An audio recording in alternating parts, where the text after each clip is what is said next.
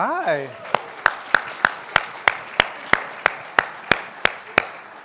That introduction made it feel like we have rehearsed this session. And that, in fact, is 100% not the case. So this session, this unrehearsed session, is going to begin. It's going to last 50 minutes, and we're going to walk you through all the pieces. But before we get going on that, we'd like to start by acknowledging the traditional custodians of the land on which we're meeting today, the Gadigal people, and pay our respects to their elders, past and present, always was and always will be Aboriginal land, never ceded.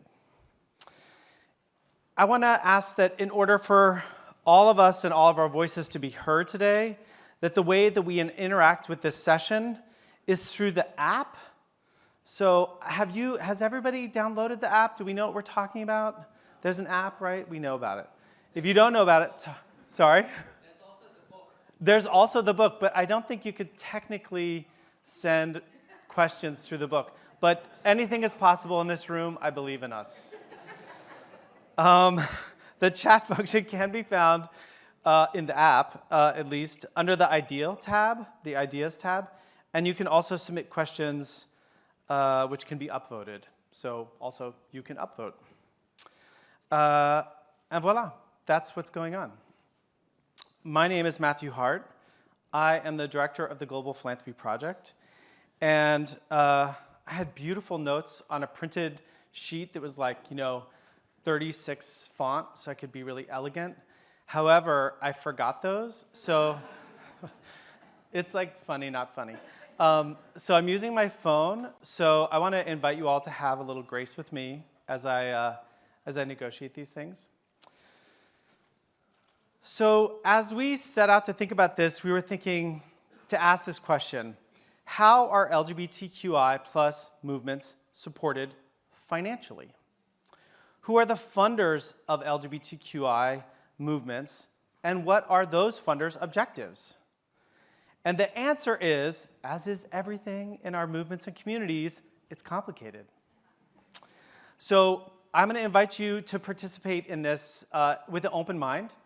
And the goal is really to kind of demystify a little bit philanthropy. We have a great group of folks from a variety of different types of funding mechanisms that you may or may not be familiar with. This does not represent all the different types of funding mechanisms that are out there in the world. However, it's a nice representation of the kind of institutions that work in this region and these regions. So I'm going to walk us through a little bit. And I think that works. Hi. This is the Global Philanthropy Project. We are a collaboration of 22 private and public foundations whose political work is to increase and improve financial resources for lesbian, gay, bisexual, transgender, and intersex people in the global South and East. That's the work that we do every day. And these are our members. And we have a website that I'll show you here. So you can go there, check it out, sign up for our newsletters, do all the things. We're going to walk through this day just like this day. Can you tell that I just had a conference yesterday? We're going to walk through this hour, this 50 minutes together. A little bit talking about what philanthropy is and some 101s on it. We're going to bring up our panelists and have some real conversation about what's going on in their work and kind of the life of a grant and so forth. And then we're going to open it up. And although you can use the chat function, we're going to break the rules and actually take some real life questions, because that's how we roll. And then we're going to wrap it up. This will be insufficient. We won't be able to address everything, and not every question will be answered. 100% the case. I personally am here for the whole week. So you can also stop me in the hallway, talk to me in a lunch line, stand with me as I eat without grace my lunch. But first I want to ask a couple questions before we get going. Remember when I told you about my phone and that I forgot my things? So who's ever written a grant in this room? All right, pretty good group, all right. Who's ever written a report for a grant? Different set of people. Always interesting to see that. Lots of overlap, though.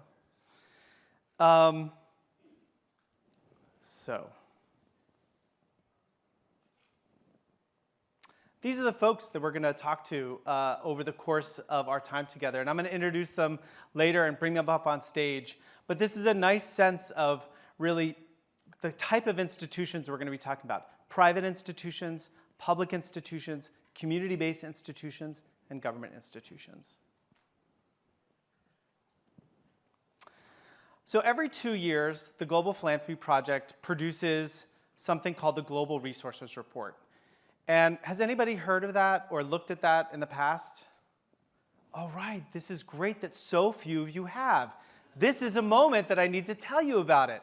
So the Global Resources Report is, in fact, kind of like the catalog of all LGBTI grants given around the world by donor governments, private and public foundations, and corporations. It tracks them by country, region, population, strategy, and tactic. So policymakers and organizers alike, grant makers, and those looking for grants have a better sense of really what we're talking about. So in the past, before such reports existed, so much of policy advocacy was related to who had proximity to those actors, who could get in front of a donor or a government, and who was the loudest. And they got to tell the story, how much money went where and what was needed. A report like this, and the way it can be useful to you, is that you're able to say, in my region, in my country, there's this much money. It's different than these regions in these ways. My communities of LGBTQ people, for example, are disproportionately underfunded in these ways. So it's a tactical tool for you to add nuance to the stories that you're trying to craft as you're raising money. In this report that we do, we track LGBTQI focused funding, not inclusive funding. And that's important because there's a lot of grant making in the world right now, not enough still, that identifies itself as inclusive. It's very hard to track. It's very difficult to understand if that's the case. And frankly, between us and these four walls, I doubt that LGBTQI people actually benefit from those grants. So until we have a mechanism to ensure that, this program of the Global Resource Report tracks those that are specific for our communities. Multi-year grants, in other words, grants that are given over 3 or 4 years or 2 years, we track those by the year awarded. So when someone reports to us and says, oh, we're giving a $75,000 grant, it's split in 2 over these 2 years. We count the full amount that year. So we don't do it by disbursement, but rather by the award year. This cute little thing right here is very important for you all to know, because this helps us understand if re-granting dollars are counted in an estimate or if they're not, and if the United States of America is included or is not. And when you look at this report, you'll understand why, because nearly half of all the money for LGBT activities in the world are spent in the United States alone.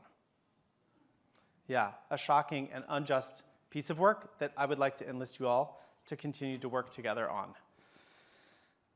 But these are important to note because it helps us understand that piece. Do people know what a re-granter is? When I just said that, I just realized that maybe folks don't. I'm going to have a pause and just name that. A re-granting organization is an organization that may define it in a whole variety of ways. And in fact, we have some that are going to talk to us. Sometimes they're called intermediaries. It's a technical term, but oftentimes they're political, technical accompaniment partners that amplify the value of money given by like a backdoor donor, right? So like a donor government, a private foundation, who may not be able to give money in a region or with the population, but trust that partner to help distribute those resources to registered, sometimes unregistered organizations and help build their political and technical skill to secure more money for their work. So that's a regranting organization. They're very important in this region in particular.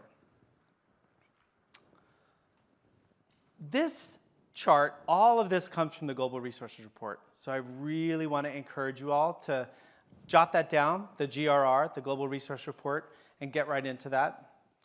So all types of donors increased their global LGBTI funding between 2017 and 18, which was the last round, and 2019 and 2020, except for corporate foundation grant making. If you have an hour, I could lean on you and talk to you all about my critique of corporate philanthropy, and they need to do better, and this report shows that. In 2019 and 2020, most global LGBTI funding was again provided by foundations of all kinds, a little bit less than 60%, and funding from government and multilateral donors were about 41%. And so this helps you understand in these years kind of the changes that are occurring. And I think for this room, as you're thinking about where am I going to get the money to pay for my project to do the work that deserves and needs resourcing, this helps you to kind of estimate, like, where is that money potentially going to come from? And again, this includes regranting, right? Those regranting organizations I talked about, and it does not include the United States. And in this edition of the report, we retroactively, every once in a while, sort of course correct, depending on the types of institutions that they themselves may change the way they are visible and not visible in the reporting work. So each report is the best report, if I say so myself. But each report is better than the last report, I guess is a good way of saying that. This is, as in much of the report, a political page that you can run with. Let's just have a moment to look at this. So the region of Asia and the Pacific represents 5% of the total LGBTI funding, while including over 55% of the world's population. The United States and Canada represent 57% of the resources. And I would say that is an overstatement because the reality of that is the vast majority of it is in the United States. International multilateral organizations, you can see here, I'm going to just walk down the line. Sub-Saharan Africa, around 9%, 2% in MENA, and so on and so forth. But it's a damning indictment, not only of philanthropy and development's ability to figure out ways to resource, but also our capacity to tell the story in ways that are able to be resourced. And so that's part of the shared work that we need to keep doing, is to figure out ways to tell the story to the types of institutions that are capacitated and designed to resource us. And so we hope today you're going to get a little bit more insight into who are those, right? So going to one type of institution is a way to go about it, and there may be a very different kind of approach to a different institution. I also want to just note that Central Asia and West Asia are included in other world regions in the GRR taxonomy. So there's a lot of qualified work within the GRR. So if you're concerned or have questions, a lot of that's been addressed in the document itself. This is funding for the world region of Asia and the Pacific. And you can see here this bump. This is the one I was sort of prefacing, that this is a multi-year grant more than likely. The average grants in these regions are about 31,000. Total funding over this period of time, 2019-2020, is 28 million. And again, always look down here, regranting is not included. This is available also in this report, but I think that it's important for us to just look through these numbers. And again, as you all in this room are imagining, how does my region, how do my set of countries, how does my interest represent itself within the resourcing flows? This is important to look at. And most importantly, the resources, in fact, have gone down. So this includes whole regional funding, East Asia, Southeast Asia, and South Asia. in 2019 and 2020 for about 25.3 million. And again, you can see this bump, which was an original multi-year grant. Next two slides are going to be particularly interesting, I think, for this room. Excluding Australia and New Zealand, focusing on Oceania, the total resources that were tracked and reported for these regions, less than $1 million US, 800,000 over this 2-year period. Before I call up the folks to this room, I want to acknowledge that a really extraordinary set of folks put together a report that I will share with you at the very end of this presentation that we developed in advance of a donor pre-conference that the Global Philanthropy Project, Aurora Group, and GiveOUT did over the last 2 days. And we submitted that to DFAT. And our proposal was that a floor for funding in these regions was $15 million from the Australian government. So we welcome the introduction of this new fund. It's an important instrument. It is essential that the Australian government has its own technical instrument to invest in these regions. And we welcome any amount of resources. However, I would like to ask us all to hold out the idea that $3.5 million is wholly insufficient for what is needed in these regions.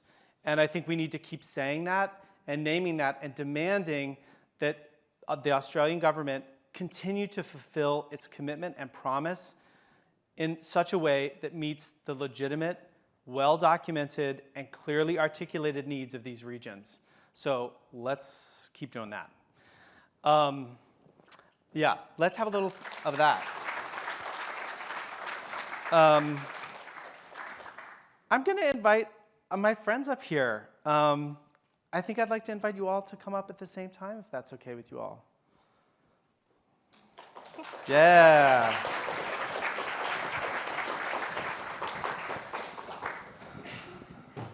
Oops, sorry.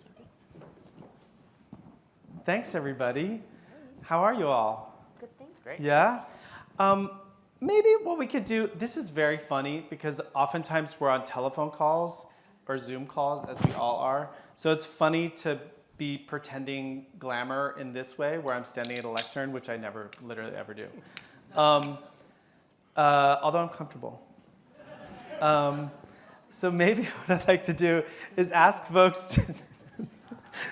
Matty seems very comfortable. I know. It's hilarious. Talk show. I know, my talk show. Maybe what I'd like to do is just really go down the line and ask people if you could introduce yourself, the name of your institution, also kind of how your institution identifies, private institution, public institution, feminist fund, and just a little bit about your work, just to kind of give a little bit of flavor as who's on the stage. Why don't we start with you, Nicky? Great. Thank you, Matty. Hi, everybody. My name is Nicky McIntyre, and I use she, her pronouns, and I am the CEO at the Foundation for a Just Society based in New York City. And I would like to just very briefly acknowledge the traditional custodians of the land on which this meeting is taking place, the Gadigal people of the Aurora Nation. Just in terms of being a private foundation, we are 12 years old. And by a private foundation, I think I would want to distinguish ourselves from what you'll hear as sometimes public foundations. And typically a private foundation is one that sits on a pot of money that has come, in our case, from our family, the family that I work for. I guess I can't call them my family. Damn. Because they're really rich. And mine isn't. So basically, this private foundation sits on a lot of assets and gives out grants. So we don't go and fundraise, unlike a public foundation, which goes and fundraises, gathers money, and then gives that money out to particular organizations. And in our case, the president of our foundation is 35 years old. So she set the foundation up 12 years ago when she was very, very young. We give away about $60 million a year to women, girls, and LGBTQI rights organizations in certain regions of the world, including South and Southeast Asia, but also Francophone West Africa, the United States, Mesoamerica, and we also have a global portfolio. Does that kind of give you a sense? Fantastic. Okay. Yeah. Great. Bula Vinaka, everyone. My name is Michelle Reddy. I use she and her pronouns. I'm from Fiji. I'm part of the Pacific Feminist Fund, which is a women's fund, also can be classified as a public foundation. We are fairly young. Actually, technically, we just got our registration of a board of trustees, so we're probably maybe 6 or 7 days old. Yeah. But we've existed before that because, feminists dream really big dreams and they make them happen. So we came out of a report that was, as a recommendation from a report that was called Raise the Money for Women and Girls in the Pacific. And clearly, as your report shows, there's very little money that's going to registered and unregistered groups in the Pacific. My current role is to find the money and to be able to influence the way that funding flows occur in the Pacific region. And yeah, I'll talk a little bit more about the Pacific later, but essentially as a women's fund, we are not implementers. We actually are resource mobilizers, and particularly financial resources, because that is the hardest form of resource to get. We are part of a network called Prospera International Network of Women's Funds. There's about 44 women's funds that work in about, 172 countries. So it's quite a big network. That's all. Yeah, that's great. I do just want to raise up a minute after Michelle to say that those of you who are looking and thinking about fundraising, women's funds in these regions are the most active philanthropic actors, full stop. They organize the most money, they move the most money, and are, in a documented manner, the most inclusive in their funding for LGBTQ people. So I think as you continue to talk, I think it's important for people to hear and understand why you're on this stage, that feminist funds were and have been at the very beginning of the consideration of how philanthropy should and can be crafted in this region through folks who live and work in this region. So I just want to affirm and applaud that, because that's some real truth right there. Even after 7 days of being registered. Anyway, sorry, go ahead, and Jay. Good afternoon, everyone. My name is Jay Gilliam. I use he, him pronouns. I am the Senior LGBTQI+ Coordinator at the U.S. Agency for International Development, which is a U.S. government agency working in low and middle income countries around the world to improve the lives of people there through different parts of the development work that we do, whether that's in economic empowerment and inclusion, in health, in agricultural and food security. And I help lead the organization's work on making sure that there is LGBTQI+ inclusion across the development, as well as the humanitarian assistance work that we do. We work in about 100 different countries around the world, in all regions, and most of the time that is led in countries with priorities around specific development needs. And so we try to make sure that around those development needs in particular countries, that those are LGBTQI+ inclusive. Yeah, that's great.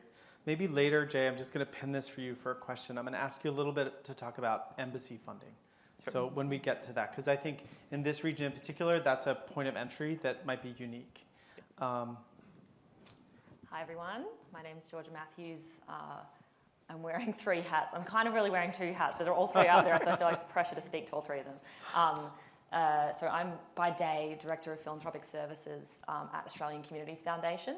It's less the hat that I'm wearing today, but I do think it's worth mentioning because a lot of my perspective and context and motivation for the advocacy that the other 2 institutions that I represent have been doing is because I'm kind of a career philanthropist in the mainstream funding space and recognise through that work just how little funding, especially domestically, goes to LGBTIQ+ communities. So that's that, and that's a public foundation, sort of the largest, most progressive public foundation in Australia. And then GiveOUT and Aurora, so they are both intermediaries / regranters / resource mobilisers by and for the LGBTIQ+ community. So I'm the founder and incoming chair of GiveOUT. So some of you might be familiar with GiveOUT UK, etc. This is the GiveOUT Australia arm. And we run GiveOUT Day and do a whole lot of granting activities and things that I'll talk about a bit more later. And also just recently published research that's kind of like the zoom in on Australia from the GPP report. And the Aurora group is also a funding intermediary, and we work really closely in collaboration because we both have a national remit and we both have very aligned missions around influencing mainstream philanthropy in particular to fund more in the LGBTIQ+ space, but also providing really obvious options and infrastructure for mainstream philanthropy to fund into, and building the capacity of LGBTIQ+ sector to access resources, which is just what Maddie was talking about earlier. And anyone in this room can give to that organization, right? Yeah, totally. Please. So $5, $10, $10 million. Who knows who's in this room? Yeah, right? yeah. It's accessible, collective impact, all that stuff. Yeah. So talk. Oh, all right. I think I got moved on. All right. I think I got moved on. All right. Subtle, elegant, appropriate. We have 24 minutes left. So now I'm gonna pivot to everybody who's in the room, and just ask some questions. Whose work that you're currently leading involves policy reform? Okay. Anyone here specifically around legal and law change? All right. Gender-based violence. Yep. Abortion access. Sex worker rights. Seeing a few people back there, all hands up, so you're really doing the work. Legal gender recognition. Great. And broad community organizing. Cool. And why don't you just shout out if I missed something? What are you all working on? Refugees and asylum seekers. Consent education. Okay. Providing legal pathway for the asylum seekers. All right. Classification reform of film and media. Yeah, great. Nation-changing documentary. Yeah. All right. Changing hearts and minds. Artist advocacy. Great. So all of these things, and a whole lot more, are a part of the taxonomy of the Global Resource Report. So again, to come back to there, if you're looking to figure out who is funding refugee and asylum seekers in 3 or 5 countries or a region, this report, for the most part, will report those who have voluntarily given us their data, which is the vast majority of those working in this space, what they have done and what they fund, or arts advocacy, or media, or hearts and minds work, or narrative development. So I'm sharing this with you because not only is that an asset for you in thinking about how to use public documentation for your fundraising, but it also helps to kind of break down a little bit this panel, because not everyone on this panel can or is going to or will fund all of those pieces of work.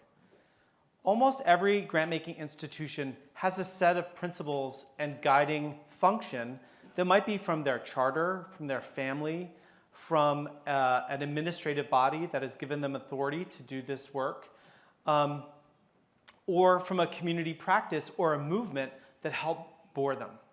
And so each institution on this panel has such activities defined by their origin. And those represent a framework about the types of issues, the types of populations, and so forth. And when we talk about these different types of work, there's also overlaying that are the types of grants that you can get, right? So there's a general operating grant, which is like, here's a chunk of money. We believe in your work. continue to do that work and talk to us after the grant to see where we're all at. There's a project grant. I have an incredible piece of research that needs to get done for X, Y, and Z. It's within this larger tactical environment. It's a part of a strategic plan. We think we're close. This report is consequential because X, Y, and Z. An institution may give you money to do that. And on and on and on. So maybe what I'm going to do is go down this line and sort of ask you all to kind of unpack that a little bit. Like, what is the thread that holds the institution together in terms of the priorities for the types of work that you support and really the kind of communities that you're looking to partner with? And these, of course, it can be very broad, it can be very narrow. And I think that the diversity of that answers is going to give you, I hope, a sense that different types of institutions are really different types of partners to you potentially. So why don't we start off with you, Nicky, and if you can just kind of help us unpack that. Yeah, and I'll just share a little bit with you about how we approach this, but I'll also give a kind of warning in that we're a little bit of a different private foundation than many, and that, you know, many foundations do have very, very targeted areas of work, and so quite limited. And so they'll say, oh, well, we don't do arts work, or we don't do this, or we don't do that, but we're very focused on this. And we've taken a slightly different approach, which is to say that we prioritize certain populations. And what's the central thread for FJS is that we believe that those who have experienced the greatest levels of injustice and who have historically been the most marginalized are the best positioned to get us out of this mess that we're in the world, and to lead movements for change. And so we don't have thematic areas. We've said we want to kind of support very flexibly with general operating support. We do give additional kind of more targeted grants, but it's based on what the needs are of our grantee partners, whether it's around, you know, communications, strategic communications work that they're doing, or it is around the need to kind of build out a fundraising strategy, or think through their governance issues, like extra money to kind of do that kind of holistic safety and collective care.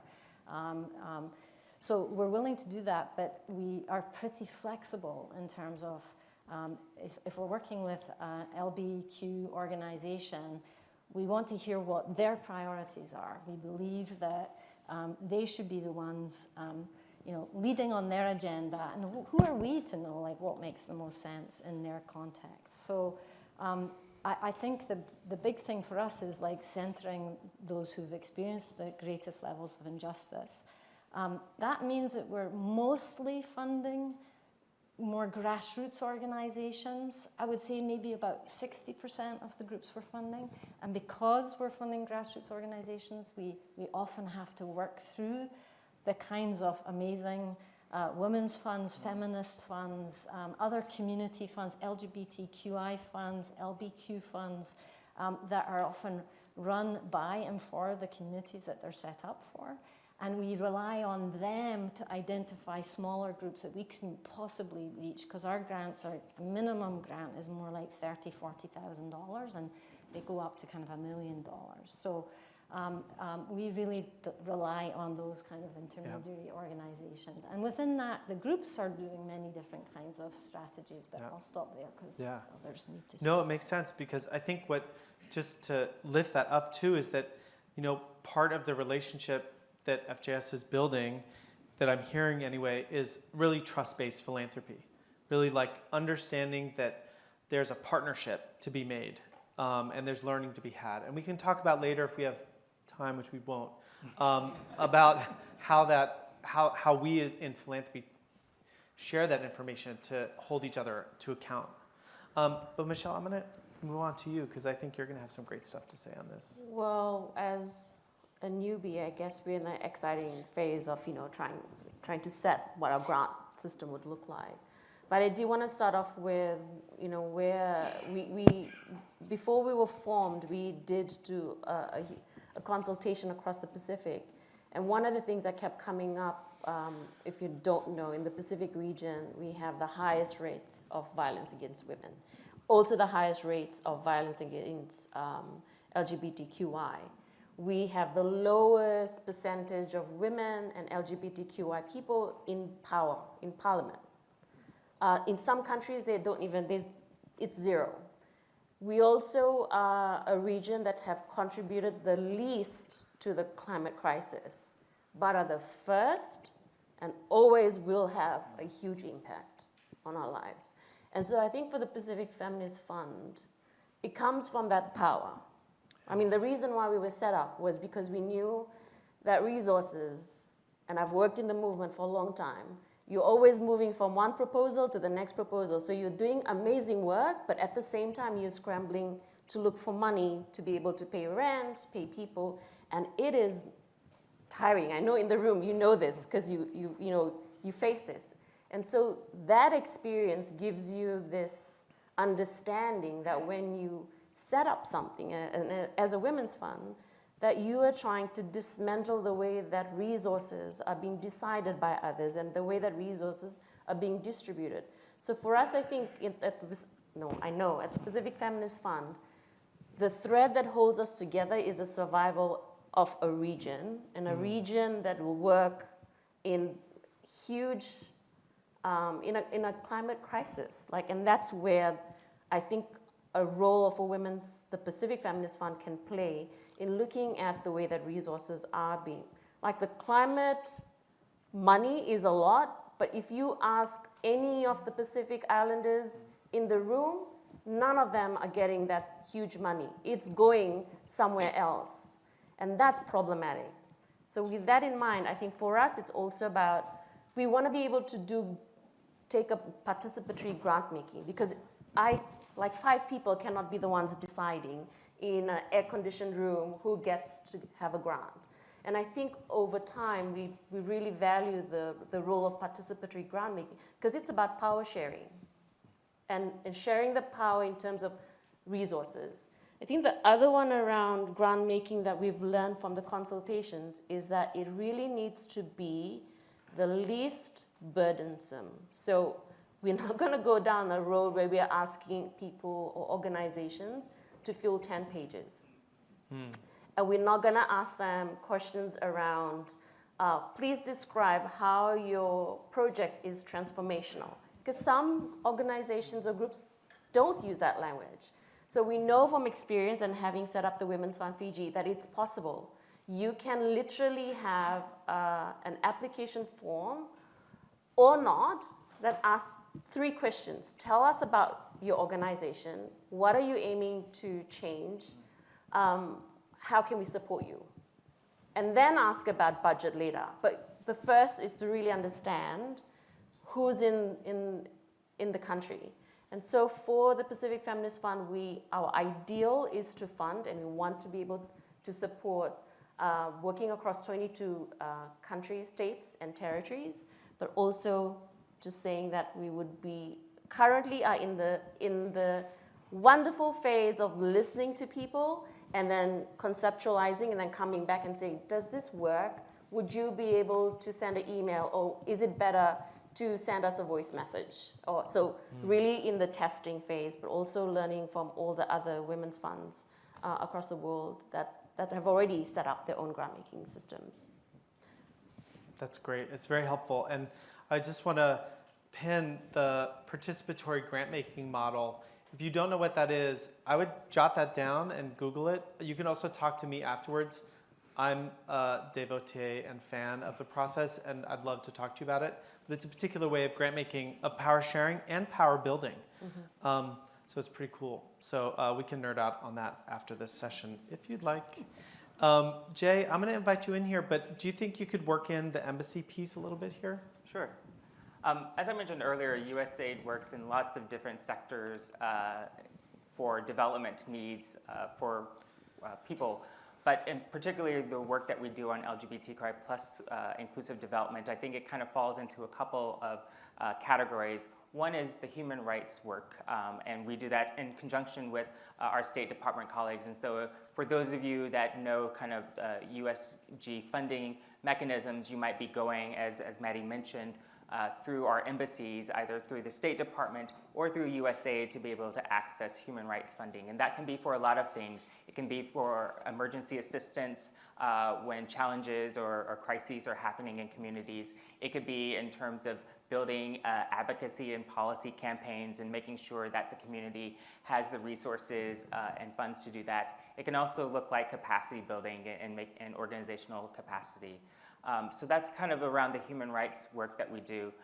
We are also really leaning in over the past year in terms of what inclusive development looks like. And so that is, like I said earlier, making sure that as we are doing our education work, or as we are doing our health work, or as we're doing food security and agricultural work, that we're really intentionally looking at how can LGBTQI plus communities be a part of that work, benefit from it, and really elevate LGBTQI plus folks in those spaces to make sure that they're getting access and benefit to the work that USAID does in those particular sectors.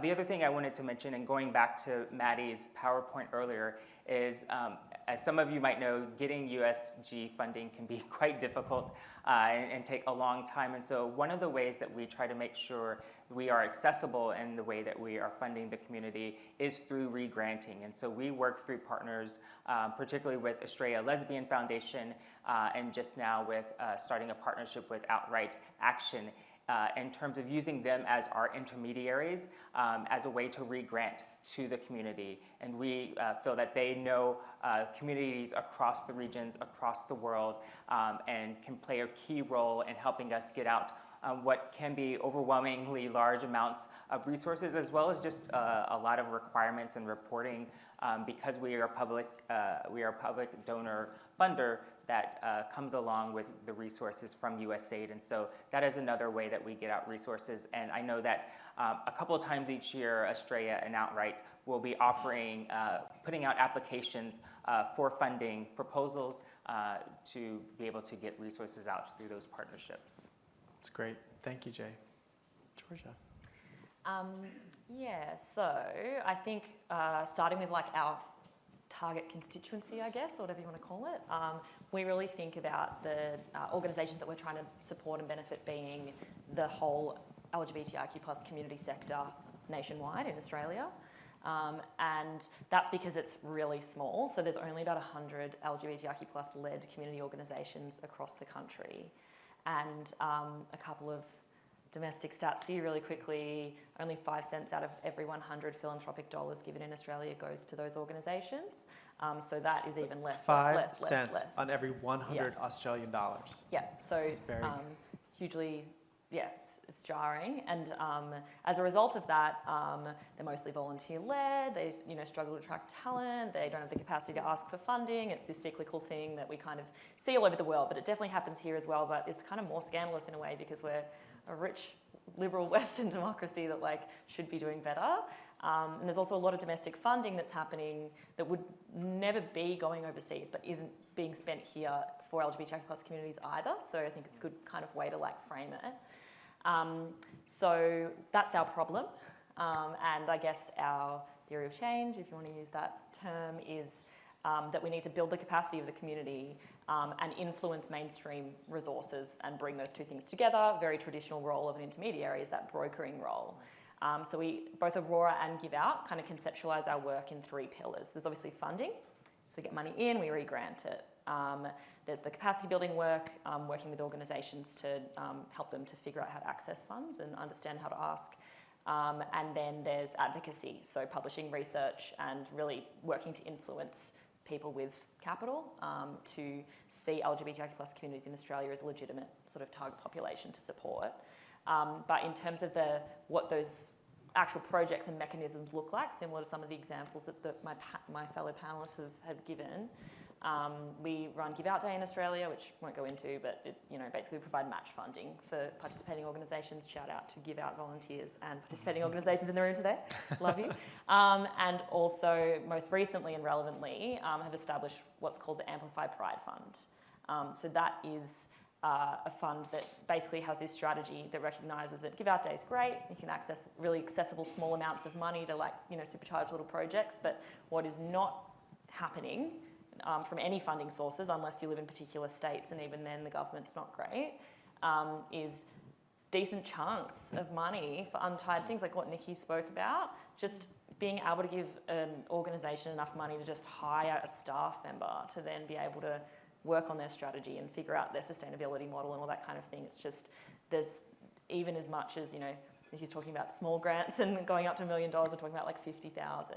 Yeah. And so the Amplify Pride Fund is basically a mechanism that funders put money in, we work to engage them, we pool it, and then we proactively identify organisations across the country that are have potential to really shift the dial on structural change, or are really filling a gap that is glaring, and we just provide them with untied core and capacity support to get the job done.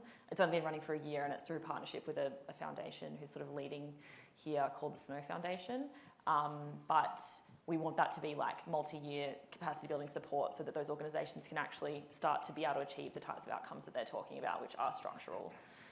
So yeah, that's what we do. Super helpful. We just have a couple minutes left, and I want to just highlight something that is shocking, and I want to do that in order to bring it back to Georgia, which is that who has ever heard of the Metropolitan Museum of Art? It's a big institution in New York City. They recently rebuilt the museum. They were like, this old museum sucks. We're going to build a new museum. So they went out and raised a whole bunch of money. And the money that they raised to rebuild that institution was the same amount of money that the entire globe for LGBTI grant making was reported for 2018 and 2019. 2019, 2020. So all of our movements, all of the work we've done, everything that we've all been involved in, any dollar that ever touched any of our work could fit within a single building in Manhattan. That is a travesty. And I think I'm saying that because work like Georgia and also work like Michelle, institutions that are actively organizing resources, when you get approached for that, understand there's a larger collective project we're involved in. And that is to fund ourselves. Because what we've learned is basically no one else is going to do that work. So our collective work on this panel is to make the case to donor governments, to other private institutions, to high net wealth people, to corporations. And it's a kind of a vertical battle. It's a lot of case making and it's slow going. But we have historically funded our own work. So I think when you get solicited for resources, when people ask you to support a project in a community, that giving what you have able to be given is a powerful act of solidarity and is also a part of a big, broader piece of change that we're working on to build our own institutions, our own movements for change, and our own philanthropic sector in the way that we define it and name it and lead it. I think, we just have a couple minutes, and I just looked at the app, and there's absolutely no way to figure out how to get questions on that. So I may be broken, it may be broken, likely the former. But I am going to be here for the next couple days, and I'm very happy to talk to you all. But I think because you all are up here, I'd like, everybody here has raised money. We all raise money all the time from everybody, from our boards, from a different agency, from each other. And you all have done it for a long time. I wonder if anything's coming up for any of you of if you were just to say a couple words about to support the act of really mobilizing money, what's coming up for you that you want to share in this room right now?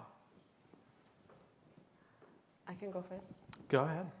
I think it's not about making the business case for why you need to support. I think it's a moral obligation on all of us, whether you are a bilateral funder or an individual funder, whatever kind of funder. All of us actually in this room are funders, if you think about it, because we all give for something, right? At some point in time, or some continuously give. And I think that it's a moral obligation for us to support LGBTQI+ movements, because without movements, nothing changes. We know this. movements work. So it's not really making a business case. I think it's about influencing. And I think when I hear about, Jojo, what you're talking about, domestic funding is really, it's not that money is not there. There's shitloads of money, honestly. It's shitloads of money out in the world. It's just that the money is not going to the causes and the movements that really make change happen. And I think it's that role that we should all play. So it shouldn't just be 4 of us or 6 of us. Every time you're in a room, you're able to influence someone to give, we should continue to do that because everyone is a mobilizer. And I think that's really important to understand. Everyone in your organization or in your family, they can mobilize all forms of resources. And as I've worked in the movement and now at the Women's Fund, I also realized that, for instance, bilateral governments give a chunk of money that's only for climate justice. But there's also money in trade. There's also money in gender equality. And I think it's because they're so siloed, we can provide this idea of like, how about that part of that money really should also, because we've been talking about intersectional funding, but that's really not happening. And I guess that's one of the things that I'm really kind of like excited about, because when I meet whoever the funder is, I'm like, what's your priority? Have you thought about this? So, being a mobilizer in any of the spaces and playing that really critical role. I'm going to ask people for just one more minute to take one more input before we wrap up. Is there anybody up here? Yeah, I wanted to build off of that and just say a part of this work is relationship building. And what I found with the U.S. government is it's those advocates that have relationships with our embassies, with our colleagues in country. And so if you are in a place and you don't know your U.S. embassy colleagues, this is a really great moment to be introducing yourself, to be going to them and talking about the work that you're doing on LGBTQI+ rights, whether that is from a human rights perspective, whether that's from a gender-based violence perspective, whether that's about inclusive education, around all these different ways that you are trying to improve the lives of LGBTQI+ persons. Start building those relationships, because we are really eager in the U.S. government right now to support LGBTQI+ communities around the world. I don't know how long we can be doing this at this pace, but this is a really critical moment. So start building those relationships with us and with other like-minded embassies in the places where you are, because I know that our like-minded partners are also really eager to support you. Yeah, I just want to build on what you've both said. I also feel like mobilizing resources is political, and so we've got to approach this as kind of organizers.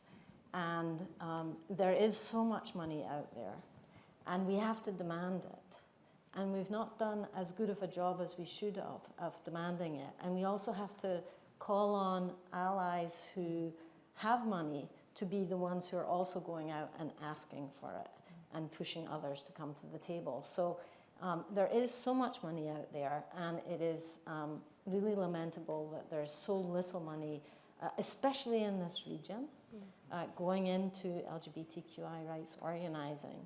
And we have a responsibility, all of us, to figure out like where is the money, and like full court press organizing campaign to figure out, and that's what you're doing, and others are doing, and let's figure out how we can support that to kind of keep going forward.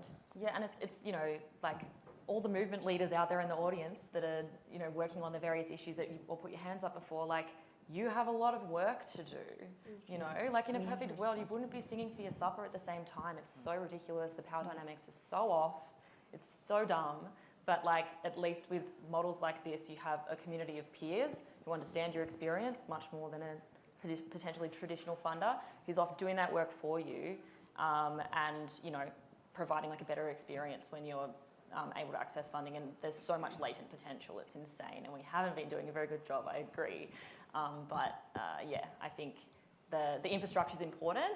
But also, as intermediaries, we need to hold ourselves to account that we're not cannibalizing and that we're growing the pie. And I think that we usually are. And so I think that, like, let's not have a misconception about that. Yeah. But that's a really important accountability for that infrastructure too. Yeah. So my last words are going to be that the Inclusion and Equality Fund that was announced this week by DFAT is, again, as I started off, a very welcome new mechanism. The $3.5 million is an absolutely unsatisfactory number. I encourage you all to encourage all your colleagues and everyone at this conference to demand at least a $15 million floor. There is no way this work can move forward unless there is a meaningful and historic commitment that has been well documented and needed. We at DPP and our 22 members are aligned with that program and that effort. And before I wrap up, I just want to thank each of you for coming and participating. I want to thank all of you for the work you're doing and also for all the work we're doing to secure the resources that we all deserve and need for our work. So thanks, everybody. Have a great rest of the day.